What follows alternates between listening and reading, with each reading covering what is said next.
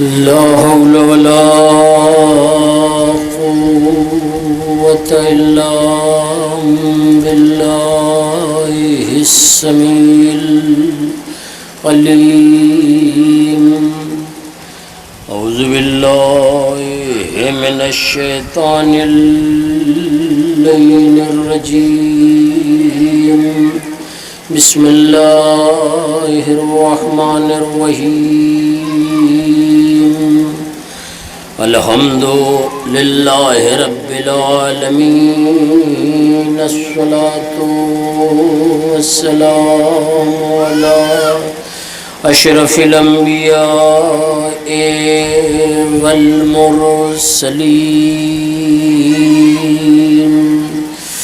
سيدنا مولانا شفيع ذنوبنا أبي القاسم محمد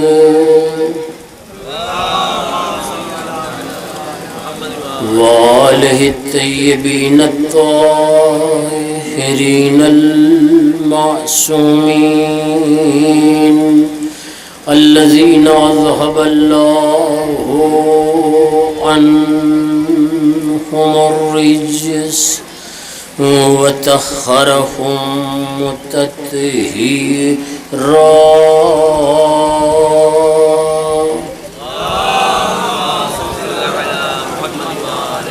ولعنة الله على أعدائهم أجمعين من يومنا هذا إلى قيام يوم الدين.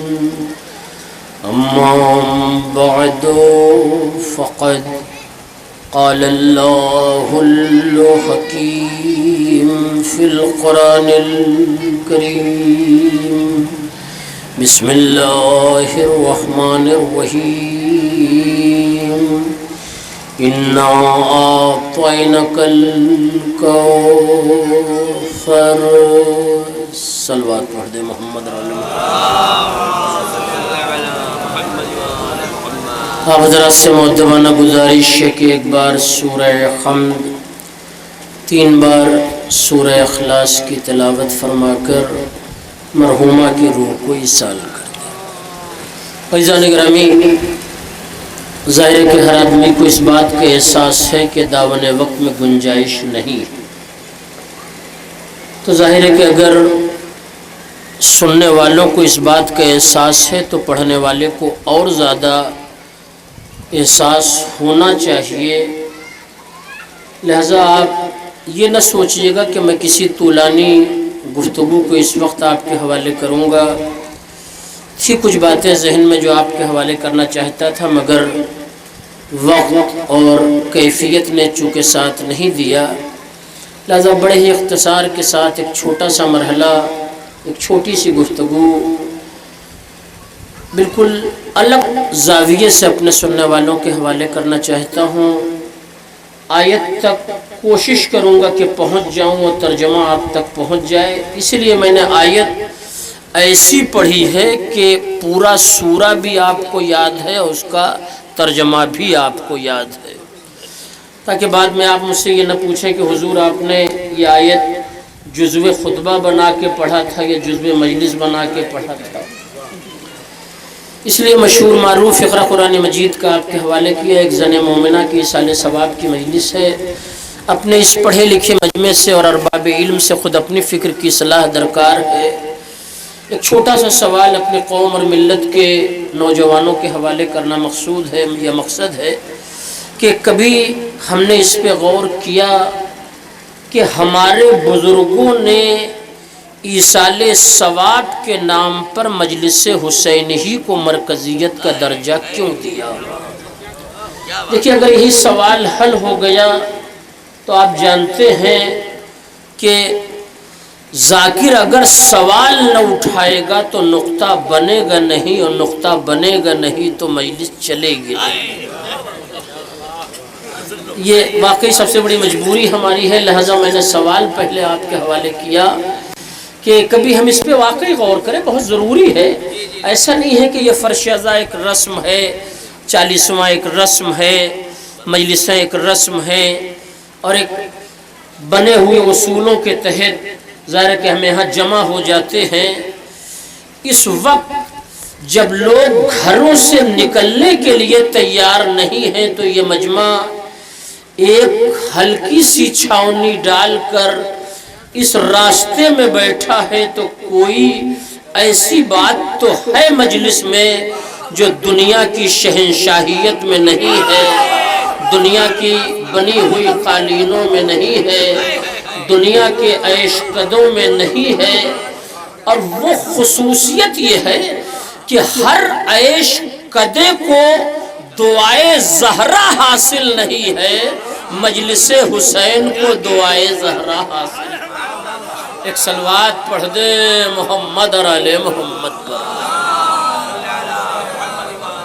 میں صرف اسی ایک سوال کو حل کرنا چاہتا ہوں اور آیت تک پہنچنے کی کوشش کروں گا۔ 35 سے 40 منٹ کے زیادہ پڑھنا نہیں چاہتا، اس لیے کہ 35 منٹ بھی پڑھنا میرے اعتبار سے آپ کے اوپر ظلم ہے، اور چونکہ ابھی رمضان بھر میں نے جماعت سے نماز پڑھائی ہے، لہٰذا اتنی جلدی اپنی عدالت کو میں برخاست، اس لیے کہ عدل ہٹے گا تو ظلم آ جائے گا۔ ایک صلوات پڑھ دے محمد اور آل محمد۔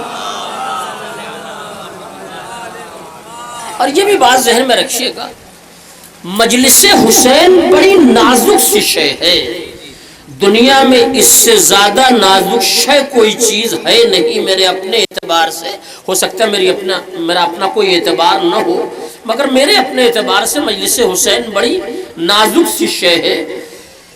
یہاں وہی آتا ہے جسے مادر حسین بلاتی ہے، بہت توجہ، یہاں وہی آتا ہے جسے مادر حسین بلاتی ہے۔ ہر شخص نہیں آ سکتا، جسے خود مادر حسین بلائے گی وہ آئے گا۔ ایک بلند ترین صلوات پڑھ دے، قبلہ آگے آ جائے۔ زیارت ہونی چاہیے، کہیں سے بھی ہو جائے اچھی بات ہے۔ ایک اور صلوات پڑھ دے محمد اور آل محمد۔ اور اب اس کے لیے ایک دلیل لا رہا ہوں کہ مجلس میں ہر آدمی نہیں آ سکتا، مجلس میں وہی آئے گا جسے مادر حسین بلائے گی۔ دلیل کیا ہے؟ مجلس حسین کی قربانی کی یادگار کا نام ہے، توجہ دے رہے، اس کے علاوہ کوئی مجلس کا کوئی رخ نہیں ہے۔ مجلس حسین کی قربانی کا نام ہے۔ کربلا میں وہی آیا ہے لشکر حسین میں جسے حسین نے خود بلایا ہے، کوئی خود سے نہیں آ پایا ہے۔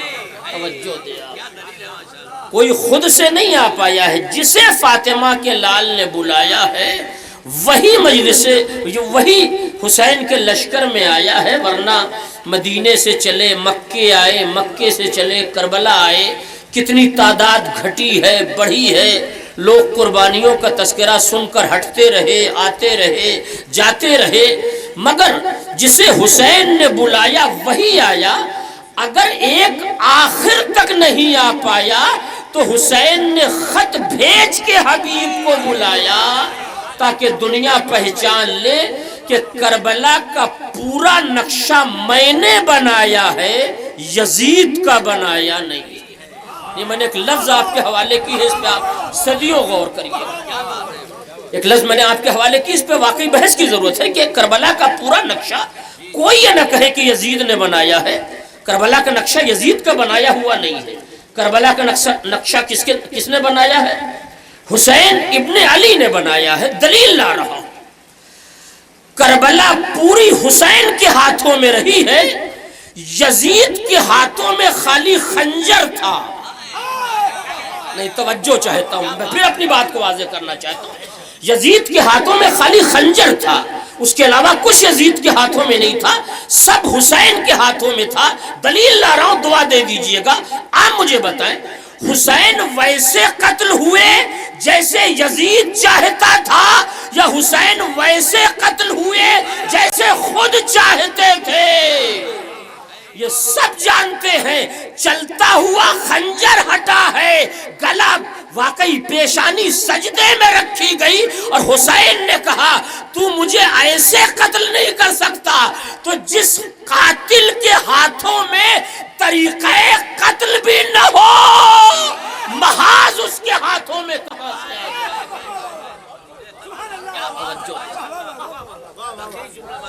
ایک بلند ترین صلوات عظمت محمد اور آل محمد۔ نہیں میں چاہتا ہوں کہ ذرا سا آپ بیدار ہو جائے تو نتیجہ مجلس آپ کے حوالے سے۔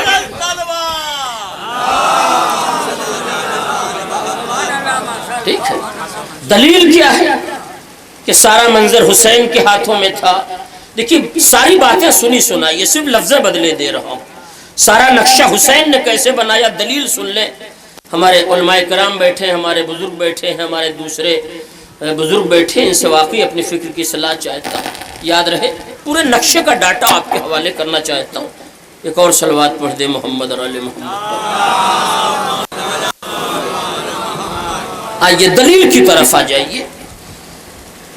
واقعہ کربلا عالم وجود میں آنے سے پہلے، یہ تو 10 محرم 61 ہجری کو عالم وجود میں آئے گا، مگر اس سے ایک شب پہلے رات کے سناٹے میں حسین نے سب بتا دیا کون کہاں گرے گا، ہائے ہائے ہائے، کون کہاں شہید ہوگا، کس کا طریقہ شہادت کیا ہوگا۔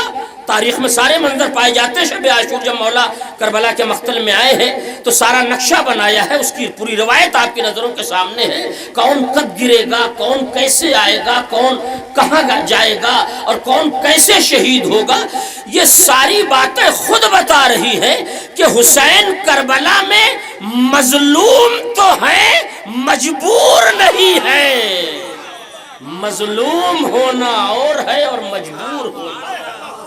ایک بلند ترین صلوات پڑھ دے محمد اور آل محمد۔ نہیں شاید سوال بھی اپنی جگہ حل نہ ہو پائے۔ اب دوسرا زاویہ آپ مجھے بتائیں۔ ایک اور صلوات پڑھ دے محمد اور آل محمد۔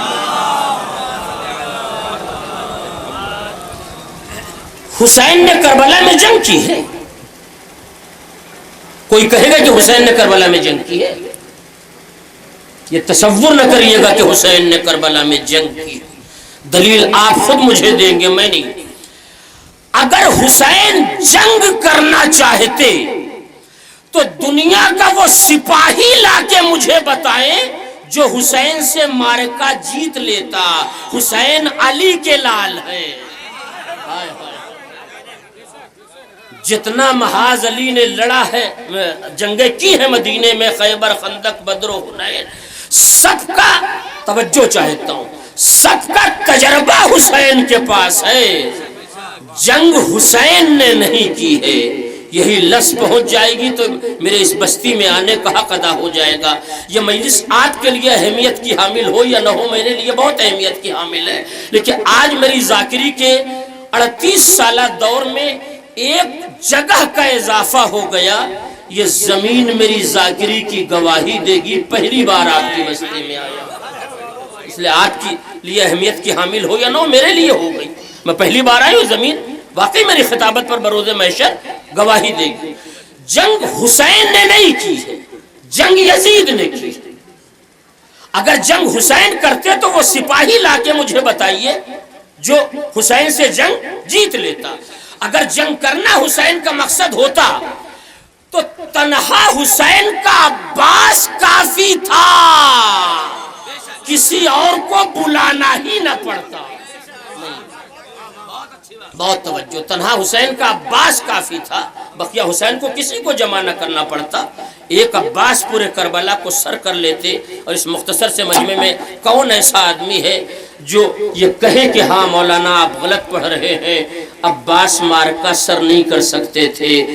جس کے کھینچے ہوئے خط کو اتنی بڑی حکومت کی سپاہی کراس نہ کر پائے، وہ عباس سے جنگ جیت لے۔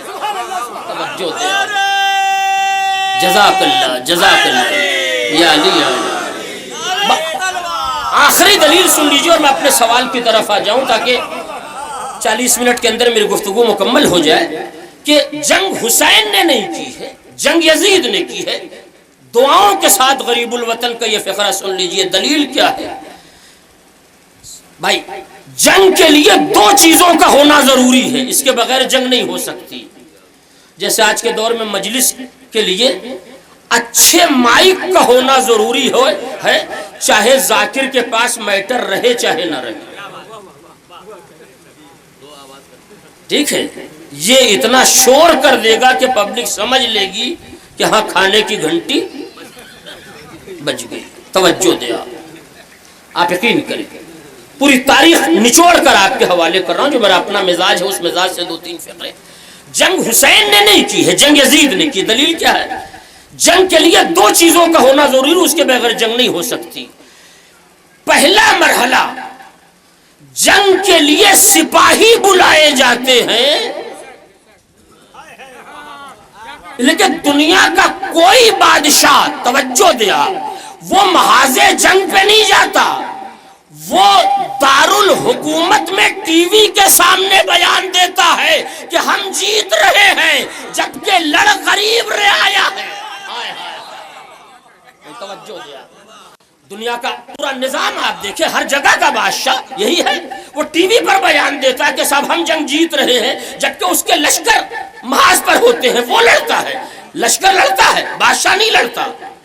لفظ بدل دوں, پرائم منسٹر نہیں لڑتا. وہ تو خالی جھوٹا سیدھا بیان دیتا رہتا ہے کہ ہم یہاں تک پہنچ گئے, یہ لے لیا, وہ لے لیا. ان سے بڑا صاحب اعجاز کوئی نہیں ہے. 1000 حجروں کے اندر بیٹھ کے سب قبضہ کر لیا. توجہ دے آپ, آدمی کو آج باغ فدق کے قبضے پر حیرت نہیں ہونی چاہیے, اس لیے کہ کیسے کیسے ہضم کرنے والے آج کے دور میں بھی پائے جاتے ہیں. تو وہ دور تھا. توجہ دے آپ, تو سپاہی لڑتا ہے محاذ پر. توجہ دے آپ, تو سب سے پہلی بات کیا ہے؟ جنگ کے لیے سپاہی درکار ہے. دوسرا مرحلہ کیا ہے؟ سپاہی مل گیا تو اسلحہ درکار ہے. میری محنت رائے گا نہ جانے پائے. ان دونوں چیزوں کے بغیر جنگ لڑی نہیں جا سکتی. پاکستان چینل گواہ ہے, میں اپنی طرف سے نہیں. یزید نے 35 ملکوں میں لیٹر یعنی خط بھیجا ہے سپاہی کی مدد مانگنے کے لیے. چاہے 35 جگہ بھیجا ہو یا 5 جگہ بھیجا ہو, ہاتھ پھیلانے والا فقیر کہلاتا ہے, شہنشاہ نہیں کہلاتا.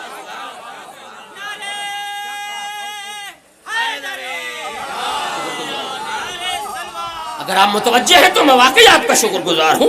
ایک ملک سے بھی مدد مانگ لیا تو مانگنے والا فقیر کہلاتا ہے, شہنشاہ نہیں کہلاتا. 25 یا 35 ملکوں سے, توجہ دے آپ, لشکر کی بھیک مانگ رہا ہے یزید.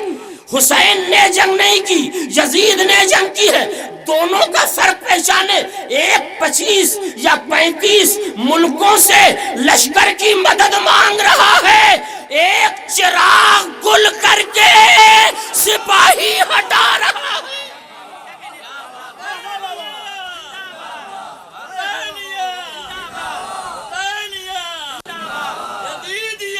مرد آباد.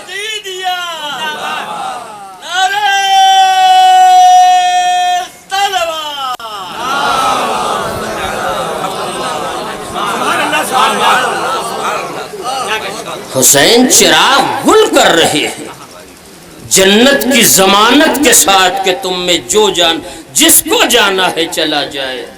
ایسے نہیں جا سکتا بچوں کا ہاتھ پکڑ لے. کیا غیرت صحابیت کی آبرو فاطمہ کے لال نے بچائی. توجہ دے, کس طریقے سے اپنے انصار کی غیرت کو بچانے کی کوشش کی. تو حسین سپاہی کم کر رہے ہیں, ایک سپاہی کی مدد مانگ رہا ہے. جنگ کے لیے دوسری چیز کیا ہے؟ اسلحہ فراہم کیا جاتا ہے. میں پوری مجلس میں کربلا کی منزل ہی پر گھوم کے رہ گیا, آگے نہیں بڑھ پایا, مگر بڑھنا چاہتا ہوں. توجہ دے آپ کہ دوسرا مرحلہ کیا ہے؟ اسلحہ فراہم کیا جاتا ہے.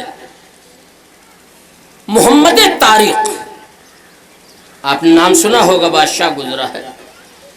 جب اس نے اسپین پر حملے کا پروگرام بنایا یہ تاریخ بلدان کا رائٹر لکھتا ہے کہ جب محمد طارق نے اسپین پر حملہ کرنے کا پلان بنایا تو 70 کشتیوں کو لے کر اسپین کے ساحل پر لشکر لے کر لنگر انداز ہو گیا. کتنی کشتیوں کو لے کر؟ آج کا دور نہیں تھا نا، وہ تو وہ دور تھا جب اسی طرح سے لشکر سپاہی جایا کرتے تھے. جب یہ لشکر محمد طارق کا اسپین کے ساحل پر اتر گیا، بہت توجہ، مجلس کبھی کبھی زاویے سے بھی سنی جاتی ہے، تو تاریخ کہتی ہے کہ تھوڑی دیر کے بعد محمد طارق اپنے خیمے سے نکلا اور نظروں کو بچاتا ہوا ساحل کے قریب آیا اور ساری کشتیوں میں آگ لگا دی. دیکھیں حسین نے چراغ گل کیا، میں وہیں سے آگے بڑھ رہا ہوں. ساری کشتیوں میں آگ لگا دی. ادھر کشتیاں جل رہی تھیں، ادھر فوج کا کمانڈر اپنی فوج کو لے کر بادشاہ کے خلاف کھڑا ہو گیا، محمد طارق کے، اور ایک فقرہ کہا کہ آپ یہ تو صحیح جواز پیش کریں کہ آپ نے کشتیاں کیوں جلا دی، لیکن ہمارے واپس جانے کی سبیل نہیں رہی، اسلحہ ہی چلا گیا، جائیں گے کیسے ہم واپس؟ یا ہم پہلے آپ کو قتل کریں گے، بعد میں یہاں کے بادشاہ سے مدد لے کر کشتی لے کر واپس چلے جائیں گے. دیکھیں میں وہ مضمون آپ کے حوالے کر رہا ہوں جو بہت کم ممبروں سے پڑھا جاتا ہے. تو ایک مرتبہ محمد طارق نے مسکرا کے ایک فقرہ کہا کہ اگر صحیح بات بتا دوں تو تم میرے ساتھ ہو جاؤ گے. کہا بالکل ہو جائیں گے. کہا میں نے کشتیاں اس لیے جلا دی تاکہ کل جب تم محاذ جنگ پر یہاں کی فوج سے لڑو تو یہ سوچ کے لڑو، بڑا چالاک بادشاہ تھا، کہ یا تو جان دے دینا ہے یا ملک لے لینا ہے، محاذ سے بھاگ نہیں سکتے. ایک صلوات پڑھ دے محمد اور آل محمد.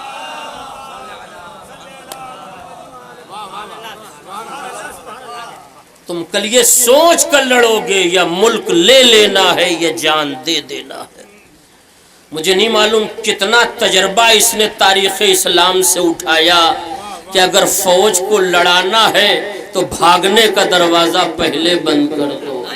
ہائے ہائے، ایک صلوات پڑھ دے محمد اور آل محمد. اب آپ آئیے دوسرا مرحلہ، اسلحے کی فراہمی. جب تک اسلحہ نہیں ہوگا، اگر فوج مل بھی گئی تو لڑا کیسے جائے گا؟ منزل مصائب نہیں ہے مگر ایک دلیل لا رہا ہوں.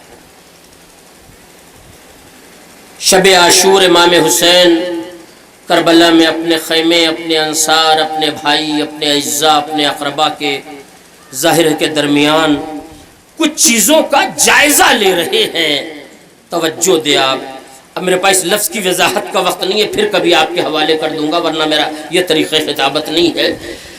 جائزہ وہ لے رہا ہے جس کے بابا کی تلوار 70 نسلوں کا جائزہ لے کے چلتی ہے. توجہ چاہتا ہوں، وہ جائزہ لے رہا ہے.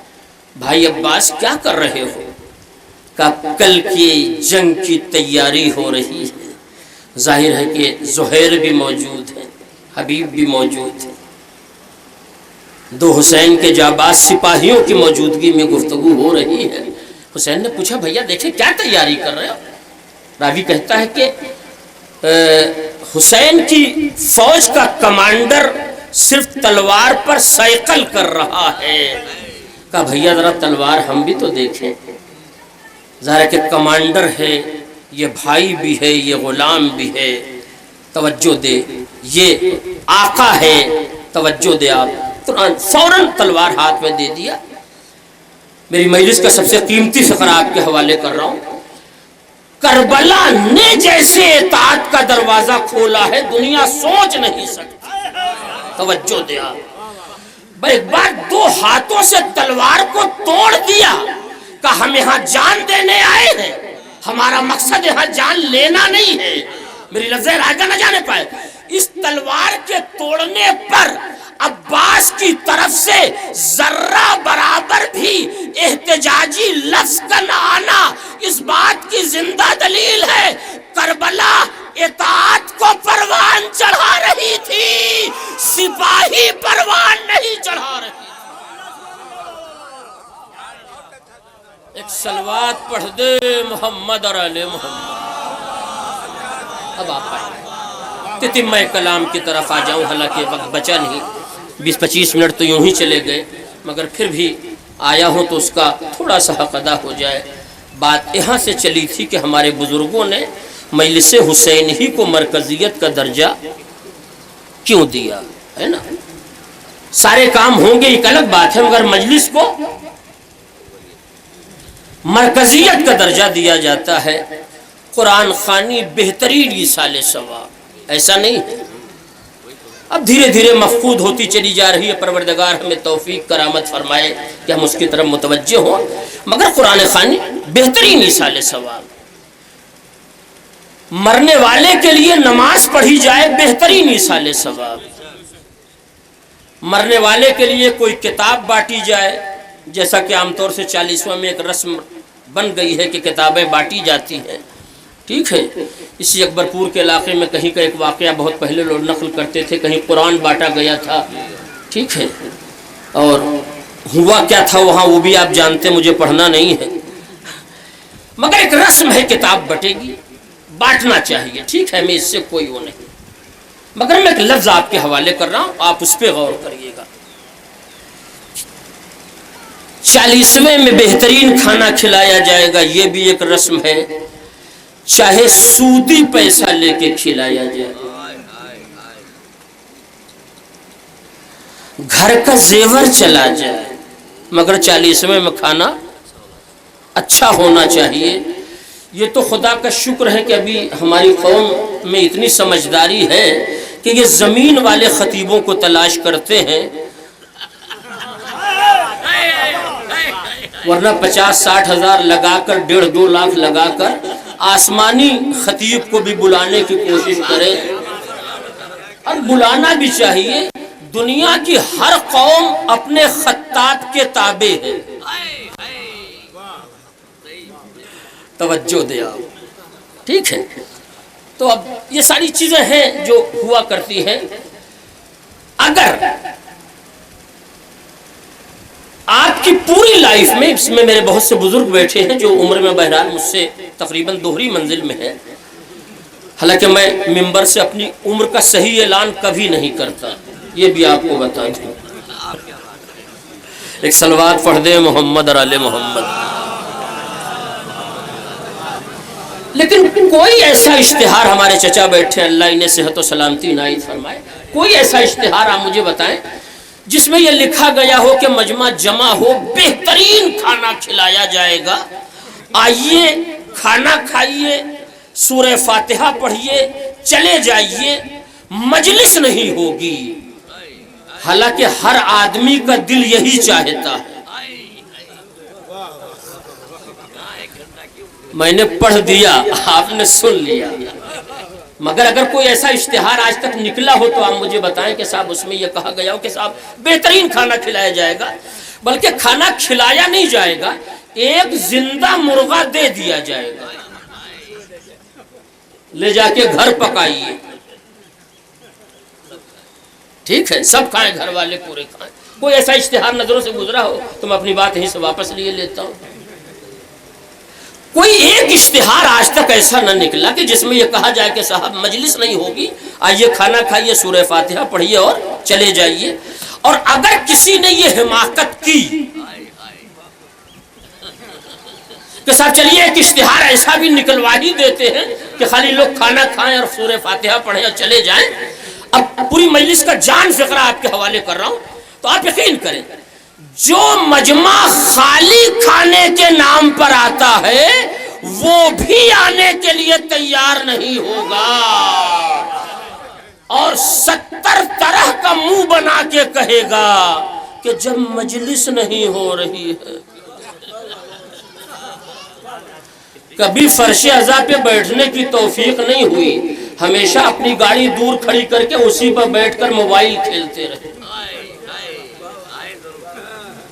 نہیں آئے ضرور ہے، آنا تو وہی ہے، مگر جو مجمع واقعی جو ایک درد ہے قوم کا وہ آپ کے حوالے کر رہا ہوں. جو مجمع خالی مجلسوں میں کھانے کے نام پر آتا ہے وہ بھی آنے کے لیے تیار نہیں ہوگا اور یہی کہے گا کہ صاحب جب مجلس نہیں ہو رہی ہے تو جانے کا کیا فائدہ، لفظ پہنچ جائے تو دعا دے دیجئے گا.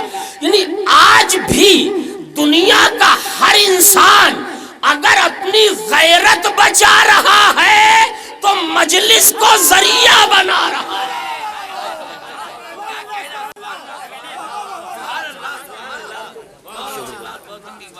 جی دنیا کا ہر انسان اگر اپنی غیرت بچا رہا ہے تو مجلس حسین کو ذریعہ بنا رہا ہے. تو ایسا کوئی اشتہار نہ نکلا ہے، نہ انشاءاللہ کبھی نکلے گا. ٹھیک ہے، اب اس پر ایک پوری گفتگو کی ضرورت ہے. تو یہ سب بہترین مثال ثواب، نماز کا پڑھنا، قرآن کا پڑھنا. ٹھیک ہے، ہمارے اللہ سلامت رکھے، بیچارے بڑی خدمت علاقے میں کر رہے ہیں ہمارے ظہیر بھائی، اللہ ان کی خدمتوں کو قبول فرمائے. مرنے والے کے نام پر اگر کوئی مدرسہ تعمیر کروا دیا جائے جسے ابھی بھی قوم میں 20% لوگ کار خیر سمجھتے، 80% لوگ مدرسے کو کار خیر نہیں سمجھتے. واقعی صحیح پڑھ رہا ہوں. ٹھیک ہے، تو اگر مدرسہ بنوا دیا جائے تو جب تک مدرسہ رہے گا اس مدرسے میں جس نے تعلیم حاصل کی، ٹھیک ہے، وہ مختلف جگہوں پہ جا کے پڑھا رہا ہے. مثلا اس وقت ہندوستان میں مثلا جتنے عربی مدارس ہمارے علاقے میں پائے جاتے ہیں، آپ کے ظاہر کے قریب میں سارے مدرسے ہیں، وسیقہ ہے، ناظمیہ ہے، ناصریہ ہے، جوادیہ ہے، انوار العلوم ہے، بہت سے اور بھی مدرسے ہیں. اب ظاہر کہ مجھے نام لے کے وقت نہیں صرف کرنا ہے. تو اب یہ جو بچے نکل کے جہاں جہاں خدمت دین کر رہے ہیں، تو جس نے اس ادارے کی تعمیر میں 1 روپے بھی دیا ہے، نہیں میری لفظ پہچانے، ٹھیک ہے، اس کو برابر کا ثواب مل رہا ہے جتنا پہلے بھی دیا ہو. بہت توجہ. تو مدرسہ بنوا دیا جائے، بہترین ایصال ثواب. مسجد تعمیر کروا دی جائے، بہترین ایصال ثواب. ٹھیک ہے، مسجد تعمیر ہو رہی ہے، آپ نے 100 روپے 200 روپے حسب استطاعت 500 روپے یا 5000 یا 50,000 چندہ دے دیا. نماز کوئی پڑھے گا، غور فرمائے، نماز کوئی پڑھے گا، ثواب اس کے نامہ اعمال میں لکھا جائے گا جس نے مسجد کی تعمیر میں ذرہ برابر چندہ دیا ہے. تو اگر یہ منطق عالم اسلام کی صحیح ہے تو مجھے کہنے دیجئے جس ابو طالب نے اپنا گھر شریعت قدا بنا کے نبی کے حوالے کر دیا ہو، کلمہ کوئی پڑھے گا، ثواب ابو طالب کے نام اعمال میں لکھا جائے.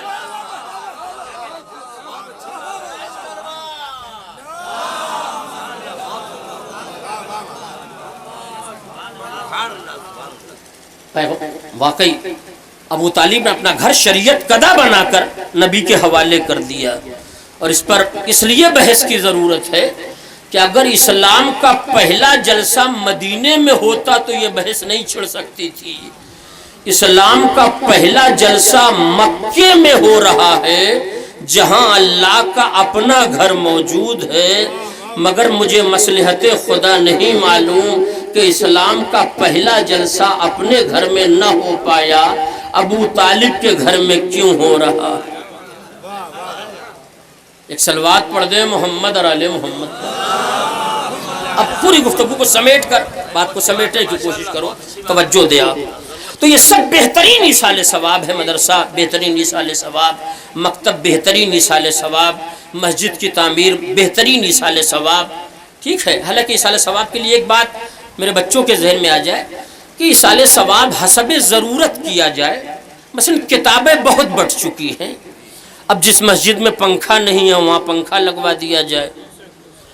مگر قوم بھی قیصر عباس سے زیادہ چالاک ہے، وہ روزوں پر 5 روپے کی موم بتی تو دن میں جلا سکتی ہے، 100 روپے کی LED نہیں لا کے دے سکتی. ایک صلوات پڑھ دے محمد اور آل محمد. آئیے پوری گفتگو کا نچوڑ آپ کے حوالے کر رہا ہوں. یہ سب ایصال ثواب. کیوں ہمارے بزرگوں نے مجلس حسین کو مرکزیت کا درجہ دیا؟ کتابیں بانٹی جائیں گی مگر مجلس کا مقدمہ ہو. توجہ دے آپ. قرآن خوانی ہوگی، مجلس کا مقدمہ ہوگی. کوئی بھی کار خیر اس طرح کا ہوگا سب مجلس کا. جزاک اللہ. بات پہنچ گئی تو صرف سوال کا جواب سن لیجئے اور مجلس کو سمیٹ دو. مرکزیت کیوں واقعی ہمارے بزرگوں نے دیا ہے مجلس حسین کو اور کسی کو مرکزیت کا درجہ نہیں دیا؟ اصل میں یہ میری اپنی فکر ہے، اسے روایت نہ سمجھیے گا. میں نے جو نتیجہ نکالا ہے، اگر 100 آدمی بیٹھ کر مرنے والے کے لیے قرآن پڑھ رہے ہوں تو یہ ان کا انفرادی عمل ہے. اس عمل میں کوئی معصوم شامل نہیں ہے. دیکھیں مسئلہ یہی حل ہو گیا. 100 آدمی بیٹھ کے قرآن پڑھ رہے ہو مرنے والے کے لیے تو وہ ہر 100 آدمی کا اپنا انفرادی عمل ہے. 1 پارہ پڑھیں، آدھا پارہ پڑھیں، 4 رکوع پڑھیں، جو بھی پڑھیں، اس سے بحث نہیں ہے. یہ ان کا انفرادی عمل ہے. آپ نماز پڑھیں مرنے والے کے لیے، یہ آپ کا انفرادی عمل ہوگا. سارے ایصال ثواب میں مجلس حسین وہ منفرد عمل ہے کہ جو ہمارا انفرادی عمل نہیں ہے. ادھر فرش عزا بچھی، مولا علی پہلے آ گئے، شہزادی پہلے آ گئی. توجہ دے. جتنی دیر آپ قرآن پڑھ رہے ہو، میں یہ نہیں کہتا کہ کسی فاؤل کرنے والے خطیب نے بھی یہ پڑھا ہو کہ صاحب سارے انبیاء اور اوصیاء آپ کے ساتھ بیٹھ کے قرآن پڑھ رہے ہوں. سنا آپ نے کبھی آج تک؟ سارے انبیاء اور سارے معصومین آپ کے ساتھ مرنے والے کے لیے نماز پڑھ رہے ہوں. اب سمجھ میں آیا کہ ہمارے بزرگوں نے کیوں مجلس حسین کو مرکزیت کا درجہ دیا. یہ وہ عمل ہے جس میں ہم تنہا شامل نہیں ہیں. مادر حسین سب سے پہلے آنے والی ذات کا نام. توجہ دیا. مولا علی مجلس میں آتے ہیں اور ظاہر ہے کہ چوتھے امام کی تو ایک روایت ہی پوری آپ مصائب کی دنیا میں سنا کرتے ہیں کہ واقعی کربلا کے بعد ہم نے شادیوں میں شرکت کرنا کم کر دیا ہے. اگر تو میرے بابا کی مجلس کر لے تو میں آنے کے لیے تیار ہوں. وہ ساری روایت آپ کی سنی ہوئی ہے. میں صرف بات کو ترتیب دے کر تتمے تک لے جانا چاہتا ہوں. تو اب سارے لوگ مجلس میں آتے ہیں. یعنی ہمارے 12 امام آ گئے اور شہزادی آ گئی. ٹھیک ہے. اب جنت میں پیغمبر ہیں جو دیکھ رہے ہیں کہ میرے نواسے کا ذکر ہو رہا ہے. اس کا تذکرہ ہو رہا ہے جس نے شریعت بچائی. توجہ دیا. جس نے دین بچایا، جس نے نمازوں کی آبرو بچائی ہے، جس نے کعبے کا تقدس بچایا ہے، جس نے پوری شریعت بچائی ہے. تو اب نبی وہاں سے چلے. دیکھیے بات وہی پڑھ رہا ہوں مگر ذرا سا جس کو کہتے ہیں نا دیہات میں بڑا گھما کے کان پکڑا. میں اپنے کان پکڑنے کی بات کر رہا ہوں جی. آپ لوگوں سے دوسرے معنی میں نہ لیجئے گا. ٹھیک ہے. اب نبی آئے تو جیسے ہی نبی جنت چھوڑ کر مجلس میں آنے کے لیے تیار ہوئے، مگر درمیان میں یہ لفظ پڑھ دوں آپ کی اجازت سے، اپنی طرف سے نہیں. معصومین مجلس میں آتے ہیں یہ طے ہے، مگر انہیں نہ اچھے تبرک کے نام پر بلایا جا سکتا ہے نہ بڑے خطیب کے نام پر بلایا جا سکتا ہے. اگر خلوص سے مجلس ہو رہی ہے تو یہ آپ کے جھوپڑے میں آنے کے لیے تیار ہے، ورنہ نہ جانے کتنے تاج شاہی ان کی ٹھوکروں کی عزت پہ. آل محمد کو بلانے کا ایک ہی راستہ ہے، خلوص کے ساتھ مجلس کی جائے. خلوص کے ساتھ مجلس کرنے کا مطلب کیا ہے؟ پہلے تصنع کا بازار بڑھایا جائے، مکاری اور دکھاوے کی مارکیٹ ڈاؤن کی جائے، تب نہیں یہ آمیں گے. ایسے آمیں گے. توجہ دیا. اور پوری مجلس کا نچوڑ آپ کے حوالے جلدی سے کر دوں، وقت میں نے زیادہ لے لیا، آپ سے معذرت چاہتا ہوں۔ اب نبی چلے وہاں سے، اب آگے آپ بتائیں، جیسے ہی میرا نبی جنت چھوڑ کر جنت سے، یہ اس بستی کو کیا کہتا ہے؟ فیروز آباد، لیکن وہ پہلی والی لفظ جو روڈ پہ لکھی ہے، ہاں اصل میں اس میں اڑے آتا نہیں، لہذا عربی والے پھنس جائیں گے، ٹھیک ہے؟ فیروز آباد کے لیے جیسے ہی جنت چھوڑ کر میرا نبی چلا، ٹھیک ہے، یہاں مجلس ہو رہی ہے، میرا نبی چلا، اب میں نہیں، آپ مجھے بتائیں، جناب آدم وہاں بیٹھے رہیں گے، جناب نوح وہاں بیٹھے رہیں گے، لیکن نام تو مجھے اور بھی 2-4 مہینے ضرورتاً انبیاء کے یاد کر رکھے ہیں، وقت نہیں۔ جناب موسیٰ وہاں بیٹھے رہیں گے، جناب عیسیٰ وہاں بیٹھے رہیں گے، اگر ان نبیوں کو اپنی نبوت بچانی ہے تو آخری نبی کے ساتھ آنا پڑے گا، لیکن سرکار نے پڑھا ہے کہ گواہی یہی دلوائیں گے، وہ بھی اپنے چچا سے، ابھی سرکار نے پڑھا، تو اگر ان نبیوں کو اپنی نبوت بچانی ہے تو آنا پڑے گا۔ تو نبی کے ساتھ کتنے انبیاء آئے؟ ایک کم کر دیجئے تو 1,24,000 کا آنکڑا پورا ہو گیا نا۔ کبھی بانی مجلس کو گھبرانا نہیں چاہیے کہ مجمع بڑا کم تھا، کھانے والا مجمع کم تھا، ہائے ہائے، ٹھیک ہے، ایک کم 1,24,000 نبی میرے نبی کے ساتھ آ گئے، پلس 13 معصوم پہلے سے ہیں، ہائے ہائے۔ اب پھر دوسرا ڈاٹا، جیسے ہی آدم یا نوح یا ابراہیم یا عیسیٰ یا موسیٰ یہ چلے تو کیا ان کے معصوم جانشین وہاں رہیں گے؟ تو 2,48,000 کی ضمانت تو قیصر عباس لے رہے ہیں، مگر ان آنکھوں سے نہیں۔ دیکھیں، میں نے ایسی جگہ آپ کو لا کھڑا کیا، نہ آپ آسانی سے اقرار کر سکتے ہیں اور اس سے زیادہ مشکل انکار کرنا، ٹھیک ہے؟ تو 2,48,000 کا مجمع وہاں سے ہم نے بلایا، پلس فرشتوں کو نہ جوڑیے گا، ان کی تو گنتی ہی نہیں معلوم، تو 2,48,000 کو ہم نے وہاں سے بلایا۔ اب اگر کوئی کہے صاحب یہ چھوٹا سا فرش لگا ہوا ہے، شامیانہ ہے، اس میں 2,48,000 کا مجمع کیسے آ گیا؟ تو یہ کل تک سمجھانا بڑا دشوار تھا، آج بہت آسان ہو گیا، جب ایک چھوٹے سے کربلا کے رقبے میں 4 کروڑ کا مجمع آ جاتا ہے۔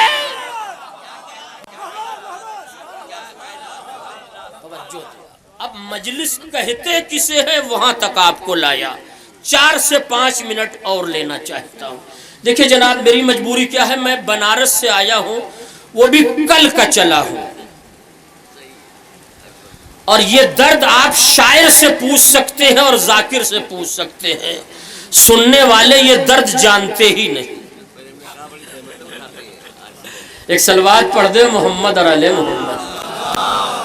دوسری بات، پوری ہندوستانی عزاداری کی تاریخ اپنے مجمع کے حوالے کر رہا ہوں کہ عزاداروں کی نفسیات کیا ہے، کہ جب مجلس خود ہمارے یہاں ہو رہی ہو تو ہم چاہتے ہیں مولانا 1.5 گھنٹے سے کم نہ پڑھیں، چاہے پورے محلے کی ٹنکی کا پانی خالی ہو جائے،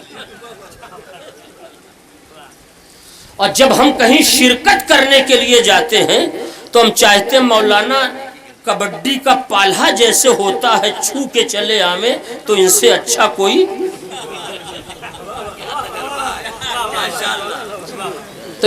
کوئی خطیب نہیں ہے، مگر 1 گھنٹہ بڑا معتبر مانا جاتا ہے، اس کے اندر ہی میں اتروں گا، ایسا نہیں ہے کہ اس سے زیادہ وقت لوں گا۔ آخری 3-4 منٹ ایک صلوات کا سہارا دے دے محمد اور آل محمد۔ تو یہ 2,48,000 کا مجمع یہاں میں ضمانت لیتا ہوں، پلس 13 معصوم الگ سے ہیں، ٹھیک ہے؟ اب اگر میں بانی مجلس کی طرف سے یہ اعلان کر دوں، آپ گھبرائیے گا نہیں، صرف اعلان ہے کہ مجلس کے بعد تبرک میں بانٹوں گا، اور وہ دن دور نہیں کہ ذاکر کو یہ بھی کرنا پڑے گا. ٹھیک ہے، میں یہ اعلان کروں کہ اگر مجلس کے بعد تبرک میں بانٹوں گا، اور جو مجھے صحیح سورہ فاتحہ پڑھ کے سنائے گا، دیکھیں کل مجلس ہی تھی ایک لفظ مشتمل، جس کے لیے میں نے آپ کا اتنا وقت لے لیا.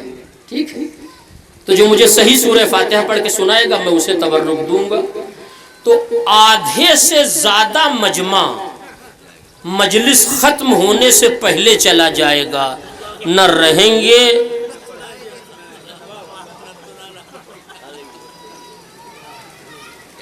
نہ مولانا کو سنانا پڑے گا. ارے بھائی، سورہ حمد اگر مسلمان کو نہ یاد ہوگی، بھئی ہندوستان میں یہ فقرہ پڑھ رہا ہوں تو کسے یاد ہوگی؟ سورہ حمد ہی کی تو بات میں نے کیا نا. زیادہ قل ہو اللہ بھی آپ لے سکتے ہیں، ٹھیک ہے، اس کے علاوہ تو کچھ نہیں ہے. تو سورہ حمد آپ کیوں نہیں مجھے سنا سکتے؟ ارے مولانا کیا بتائیں، اصل میں یاد تو ہے مگر کہیں آپ کو سنانے میں بھٹک گئے تو اس سفید داڑھی کی بڑی بے عزتی ہو جائے گی. ٹھیک ہے، لہذا آدھا مجمع پہلے ہی چلا جائے گا کہ نہ رہیں گے نہ سنانا پڑے گا. ٹھیک ہے، جبکہ آپ کو یاد ہے ایسا نہیں ہے. میں ایک لفظ بلا فاصلہ یہاں سے میرا خیال ہے 150-200 کلومیٹر کی دوری پڑتی ہوگی، لکھنؤ جانا چاہتا ہوں اور فوراً واپس آنا چاہتا ہوں. آپ کو قرآن اس طرح سے یاد ہے کہ 1400 برس گزر گئے، یہی وہ اکیلی زندہ قوم ہے جو کل زیر تھا ہم اسے آج بھی زیر بتا رہے ہیں، اور جو کل زبر تھا ہم نے حالات کے تحت پاسا نہیں پلٹا. جو زیر تھا ہم نے اسے ہمیشہ زیر کہا، اور جو زبر تھا ہم نے اسے دار پہ جا کے بتایا کہ زبر کون. آپ کہیے کہ صاحب ارے حضور کیا بتائیں، ذرا سا زیر زبر گڑبڑا گیا تو بڑی بے عزتی ہو جائے گی، لہذا ایک شرمال قربان کر دو، کہیں ڈبلیا لیں گے تبرک آنکھ بند کر کے، خسارہ تو نہیں ہونے دیں گے. بہت توجہ، ختم ہو گئی مجلس. یہ ایک فائل. دوسری فائل کہ یہ جو مرحومہ کے لیے بھی ہم لوگوں نے سورہ فاتحہ پڑھا ہے، آپ سب میں سے لوگ لکھ کے دے سکتے ہیں کہ اسے اللہ نے قبول کر لیا؟ کوئی لکھ کے دے گا؟ بس ختم ہو گئی مجلس. 12 یا 13 فائل تھی، میں نے 2 فائل آپ کے حوالے کیا ہے، 8 یا 10 رہ گئی، پھر کبھی آپ کے حوالے کر دوں گا. کوئی لکھ کے دے سکتا ہے؟ جناب 25,000 مجلس سے پہلے اپنے کھاتے میں لے لینے والا ذاکر بھی لکھ کے نہ دے گا، وہ تو اور بچے گا، وہ تو اور واقعی کٹ کے نکل جائے گا. کوئی لکھ کے آپ میں دے سکتا ہے کہ صاحب جو ہم نے سورہ فاتحہ پڑھا اسے اللہ نے قبول کر لیا، مجلس تمام ہو گئی. توجہ دیا، میں صرف مغز مجلس آپ کے حوالے کر رہا ہوں. کیوں ہمارے بزرگوں نے مجلس حسین کو مرکزیت کا درجہ دیا، اور اس مجلس کا پہلا فائدہ مرنے والے کو کیا ملا؟ جیسے ہی ذاکر نے منبر سے یہ کہا کہ آپ سورہ فاتحہ مرحومہ یا مرحوم کو پڑھیے، تو کیا خالی یہ مجمع سورہ فاتحہ پڑھے گا؟ اگر مولا علی آئے ہیں ختم ہو گئی مجلس. اگر شہزادی آئی ہے، اب سمجھ میں آیا دنیا کا عام مسلمان اپنے مرنے والے کو قرآن خود پڑھ کے بخشوا رہا ہے. ہم جنت سے انبیاء کو بلواتے ہیں تاکہ اس کا پڑھا رد نہ کیا جائے. ایک صلوات پڑھ دے محمد اور آل محمد. بس شکر گزار.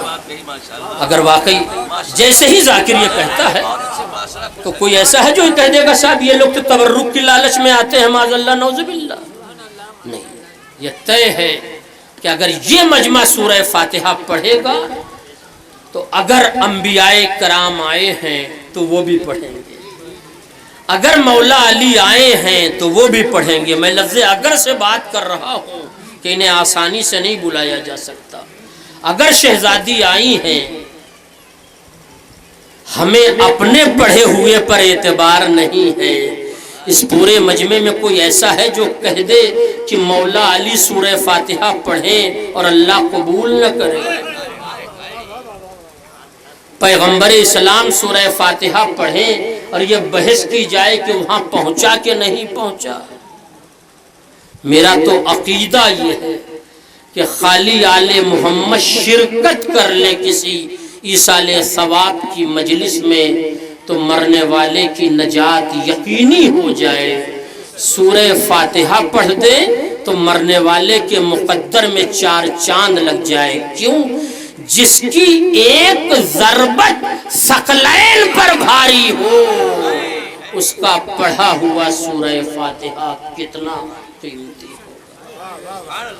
بس گفتگو آدھی رہ گئی، یہ مجھے اس کا افسوس ہے، اور اس کے تیسرے شاہد ہمارے ظہیر بھائی بیٹھے ہیں کہ میں نے 2 مجلسیں ان کے یہاں بھی پڑھی تھی، مگر وہ بھی آدھی پڑھی تھی۔ اصل میں آتے آتے پوری یاد نہیں ہو پاتی، جتنی یاد ہوتی ہے اتنی آپ کے حوالے کر دیتا ہوں۔ میں نے کہا کہ واقعی بہت سی چیزیں تھیں جس پر بحث کی ضرورت تھی اسی ٹاپک پر۔ بہرحال اگر واقعی آل محمد شرکت کر لیں تو مرنے والے کی نجات یقینی ہو جائے۔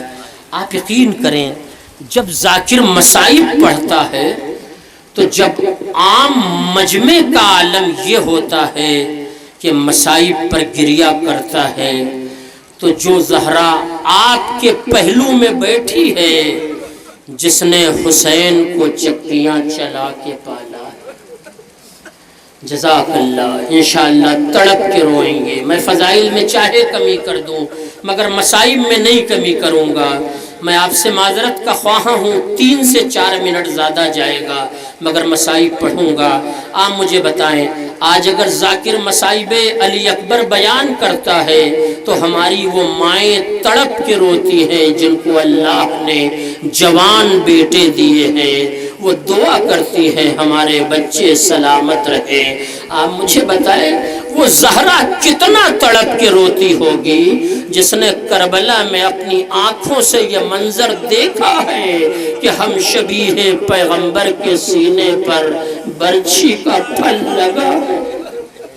ہم تو سنے ہوئے مصائب پڑھ کے روتے ہیں نا، زہرا وہ ہے جس نے کربلا میں عباس کے قلم ہوتے ہوئے بازو دیکھے ہیں، جس نے ذوالفقار سے اصغر کی ننھی سی بنتی ہوئی لہر زہرا نے دیکھی ہے۔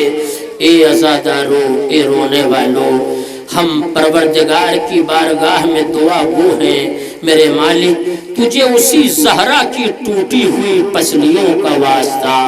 آپ نے ذاکر اول سے مصائب شہزادی پڑھ لیا، سن لیا، بہت مصائب تھا مگر میں اب ادھر نہیں جانا چاہتا، میں الگ دنیا سے مصائب آپ کے حوالے کرنا چاہتا ہوں۔ پروردگار تجھے شہزادی فاطمہ کی ٹوٹی ہوئی پسلیوں کا واسطہ۔ اس گرمی کے موسم میں ہلکا سا شامیانہ، ہر شخص پریشان ہے، اے میرے مالک تجھے زہرا کی ٹوٹی ہوئی پسلیوں کا واسطہ، یہ مجمع یہاں سے اپنی جھولیاں خالی نہ لے کے جانے پائے، ان کی دلی مرادوں کو برلا، ان میں جو مقروض ہیں ان کے قرض کو ادا کر دے۔ پروردگار جو مریض ہیں انہیں شفائے کامل و عاجل عنایت فرما۔ مالک جو حق دختری ادا کرنے میں پریشان حال ہیں ان کی پریشانیوں کا سامان غیب سے فراہم کر دے، جو گھر بے چراغ ہے انہیں صاحب اولاد کر دے۔ اے عزیزو، میں نے مصائب کو ترتیب دے لیا، مصائب تفصیلاً پڑھوں گا، اس میں کمی نہ کروں گا۔ آپ جانتے ہیں آج عید کا 3را دن ہے، ابھی تو بہت سے لوگ ایسے بھی ہیں جن کا لباس عید بھی نہیں اترا ہے۔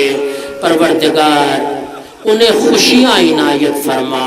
ہماری دنیا کا دستور کیا ہے، اگر کوئی مر جاتا ہے عید سے پہلے چاہے 2 مہینے پہلے مر جائے، 6 مہینے پہلے مر جائے، مرنے والے کی کیفیت پر بھی یہ بات منحصر کرتی ہے۔ تو وہ گھرانہ عید نہیں مناتا۔ کیوں نہیں مناتا؟ عید نہ منانے کا مطلب یہ نہیں ہے کہ نماز نہیں پڑھتا، دعائیں نہیں پڑھتا، نہیں، نیا لباس نہیں پہنتا، خوشیاں نہیں مناتا۔ کیوں؟ گھر میں موت ہو گئی ہے۔ میں نے پڑھ دیا، بہت چیخ کے مصائب نہیں پڑھتا۔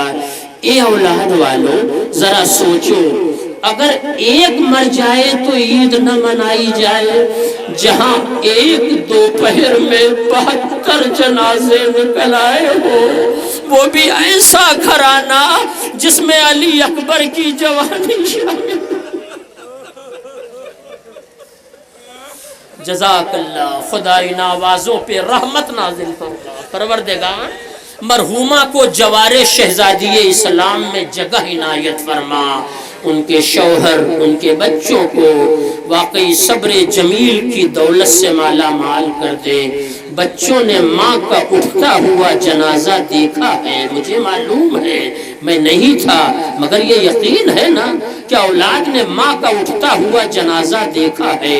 یہ اولاد والوں، ذرا سا ان بچوں سے کہہ دو کہ حسنین کی غربت یاد کر لیں، جب آدھی رات کے بعد علی نے بچوں کو قریب بلایا، میرے بچوں جاؤ چچا سلمان کو بلا لاؤ، ماں کا جنازہ اٹھنا۔ ہائے غربت زہرا، بچے خود جا کر آدھی رات کے بعد چند افراد کو بلا کر لاتے ہیں۔ اللہ ان کے بچوں کو سلامت رکھے، انہیں بلانا نہیں پڑا ہوگا، مجمع جمع ہو گیا ہوگا، جنازہ شان سے اٹھا۔ آج رسم 40واں منعقد ہو گئی، اس پوری مجلس کا ثواب پروردگار آل محمد کے صدقے میں مرحومہ کے نامہ اعمال میں جگہ دے دے۔ یہ عزیزو، تو ایک مر جائے تو عید نہ منائی جائے، جس گھر سے 18 جنازے نکلے ہوں وہ گھرانہ عید کیسے منائے؟ اس میں کچھ افراد ایسے ہیں جنہوں نے میرا یہ مصائب کا فقرہ کئی بار سنا ہے۔ میں 8 ربیع الاول کی اماری میں مجھ سے گزارش کی جاتی ہے کہ مولانا آپ یہی مصائب پڑھ دیجئے، بلکہ میں نے کئی بار کہا کہ میں نے گزشتہ برس یہ مصائب پڑھا تھا، کہنے کہ نہیں پھر بھی پڑھ دیجئے، چونکہ اسی سے متعلق ہے۔ اے عزیزو، لیلہ اکبر کو کربلا میں چھوڑ کر جب مدینے آئی ہے تو پہلی عید آئی ہے، تو لیلہ پر کیا گزر گئی ہوگی یہ آپ نہیں، میری وہ مائیں بتائیں گی، میری وہ بہنیں بتائیں گی جن کا جوان بیٹا اس دنیا سے گزر گیا۔ آپ مجھے بتائیں، زینب ام کلثوم جب شام کے زندان سے رہا ہو کر مدینے آئی ہے تو اب پہلی عید آئی ہوگی تو کیسے حسین کو تڑپ کے یاد کیا ہوگا، یہ وہ بہنیں بتائیں گی جن کے بھائی اس دنیا سے چلے گئے۔ یہ عزیزو، نفسیات یہ ہے کہ مرنے والے کی یاد کسی دن آئے نہ آئے، عید کے دن ضرور یاد آتی ہے، یہ نفسیات ہے۔ ہم نے ان ماؤں کو تڑپتے دیکھا ہے، آج مرحومہ کے بچے 3 دن پہلے تڑپے ہوں گے، بیٹیاں بلکی ہوں گی کہ ماں آج نہیں ہے، اس لیے کہ والدین عید کے دن بچوں پر خصوصی نظر رکھتے ہیں، خصوصی نظر رکھتے ہیں کہ بچوں کی ہر ضرورت کو پورا کر دیا جائے۔ لو رونے والوں، میں آخری منظر پر آ گیا، یہ قافلہ مدینے آیا، پہلی عید آئی، زینب نے ام کلثوم کو قریب بلایا، اے بہن آج عید کا دن ہے، چلو آج کربلا کے شہیدوں کے گھر چلتے ہیں، آج ان کو تعزیت و تسلیت کا پیغام دیتے ہیں، اولاد والوں یہ فرش عزا گواہ بن جائے۔ اس طرح سے آنسو بہانا، ام کلثوم نے پہلا سوال کر دیا، اے پھوپھیم، اے بہن کس کے گھر چلے؟ اس لیے کہ کربلا میں تو بہت سے لوگ شہید ہوئے۔ زینب کہتی ہے بہن تم نے عجب سوال کر دیا، کربلا میں 2 بیٹے میرے بھی مارے گئے، کربلا میں علی اکبر کی جوانی کام آ گئی، کربلا میں قاسم زندہ پامال کر ڈالا گیا، مگر زینب کہتی ہے اے بہن اگر میرے 2 بچے کربلا میں کام آ گئے تو یہ ماں کربلا میں خود موجود تھی، اگر علی اکبر شہید ہوئے تو لیلا کربلا میں موجود تھی، اگر قاسم شہید ہوئے تو ام فروا موجود تھی۔ اے بہن کربلا میں 4 لال ایسے شہید ہوئے جن کی ماں زندہ تھی مگر کربلا میں موجود نہیں تھی۔ آپ سمجھ گئے وہ کون 4 بیٹے؟ وہ شہزادی ام البنین کے لال جناب عباس اور ان کے بقیہ بھائی۔ جزاک اللہ، ذرا سا حوصلہ اور پیدا کرو۔ ٹھیک ہے وقت زیادہ ہو گیا، زندگی میں یہ لمحات بہت کم آتے ہیں جب مجلسوں میں مصائب ہمیں مل جائیں، لہذا ذرا سا حوصلہ اور پیدا کرو۔ کہا سب سے پہلے اماں ام البنین کے گھر چلتے ہیں اور بیویوں کو جمع کیا، ساری بیویاں خانوادے عصمت و طہارت کی۔ ایک مرتبہ آگے بڑھی، اس قافلے کی قافلہ سالار بھی زینب ہے، کوئی اور نہیں ہے۔ رونے والوں آگے بڑھی زینب، ایک مرتبہ دق الباب کیا، چند لمحے کے بعد دروازہ کھلا تو زینب کی نظر ماں ام البنین پہ پڑی۔ کیا دیکھا؟ آنکھوں سے زاروں قطار آنسو بہ رہے ہیں، زاروں قطار آنسو بہ رہے ہیں۔ زینب کہتی ہے ہاں ماں آج عید کا دن ہے، بھیا کی یاد نے تڑپایا ہوگا۔ اولاد والوں اگر کوئی بہت دیر سے رو رہا ہو اور بولنا چاہے تو بول نہیں سکتا مگر اشارہ تو کر سکتا ہے، اشارہ کر دیا نہیں بی بی ایسا کچھ نہیں۔ زینب نے تڑپ کے پوچھا پھر اماں اس طرح سے کیوں رو رہی ہے؟ اب جیسے ہی زینب نے یہ سوال کیا ام البنین کی نظر گھر کے گوشے کی طرف چلی گئی۔ زینب کی نظروں نے جب تعاقب کیا تو کیا دیکھا؟ غازی عباس کا چھوٹا بیٹا عید کے دن گھر کے گوشے میں بیٹھا رو رہا ہے۔ خدا یہ دن کسی پھوپھی کو نہ دکھائے۔ کربلا میں لاش اکبر دیکھنے کے بعد آج زینب دوسرے امتحان سے گزر گئی۔ جزاک اللہ، حق گریہ ادا ہو گیا، آپ کی آواز گریہ بلند ہو گئی۔ میں پڑھ چکا، مجلس تمام ہو گئی۔ راوی کہتا ہے علی کی بیٹی تیر کی طرح آگے بڑھی، بچے کو گود میں لیا، لب و رخسار کے بوسے لینا شروع کر دیا۔ میرے لال کیوں رو رہے ہو؟ میرے لال کیوں رو رہے ہو؟ ایک بار اتنی دیر میں ام البنین نے اپنے آپ کو سنبھال لیا، آگے آ گئی۔ شہزادی میں بتاتا ہوں، میں بتاتی ہوں کہ آپ کا لال کیوں رو رہا تھا، تڑپ کیوں رو گے؟ رونے والوں آخری فقرے ہے مصائب کے۔ ام البنین کہتے ہیں شہزادی آپ کے لال نے مجھ سے کہا اماں میں باہر عید منانے جانا چاہتا ہوں۔ شہزادی میری غربت میں جو لباس میسر تھا میں نے آپ کے لال کو پہنا دیا۔ آپ کا لال باہر نکلا، تھوڑی دیر کے بعد روتا ہوا گھر میں آ گیا۔ میں نے پوچھا میرے لال کیوں رو رہے ہو؟ کہا اماں سب کے بچے اپنے بابا کا ہاتھ تھام کر عیدگاہ جا رہے ہیں۔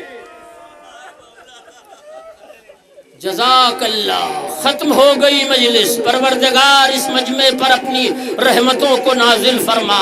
بآخری لفظ سنو عزادارو، فقرہ نہیں، فقرہ بہت بڑا ہوتا ہے۔ جیسے ہی ام البنین نے یہ فقرہ کہا زینب پھر رونے لگی، بھائی کی یاد آ گئی، مگر ام البنین گھر کی رشتے کے اعتبار سے بزرگ خاتون ہے۔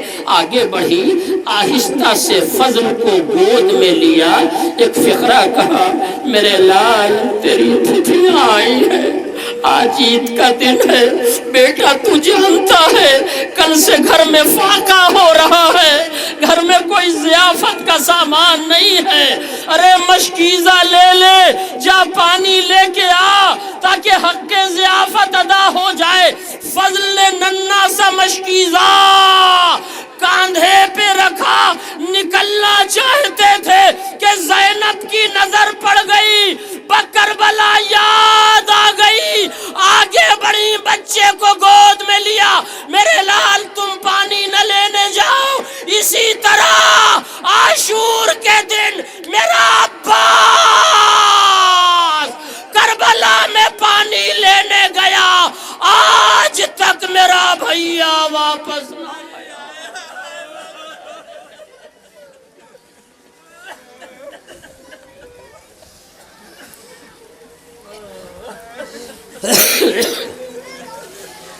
وَسَيَعْلَمُ الَّذِينَ ظَلَمُوا أَيَّ مُنقَلَبٍ يَنقَلِبُونَ إِنَّا لِلَّهِ وَإِنَّا إِلَيْهِ رَاجِعُونَ اللہم بحق الزہراء بیہا وبالہا وبنیہا، پروردگار تجھے واسطہ ہے محمد مصطفیٰ، ان کی ذریت طاہرہ کا ہمیں اعمال صالحہ کی دولت سے مالا مال کر دے، ہمارے درمیان جو مقروض ہیں ان کے قرض کو پورا کر دے، بیمار کربلا کے تصدق میں جو بیمار ہیں انہیں شفائے کامل و عاجل عنایت فرما، ہماری اس مختصر مگر اہم ترین عبادت کو شرف قبولیت سے مالا مال کر دے، پروردگار جنت البقیع کی تعمیر کا سامان غیب سے فراہم کر دے، مرحومہ کو جوار شہزادی اسلام میں جگہ عنایت فرما، ان کے جملہ پسماندگان کو صبر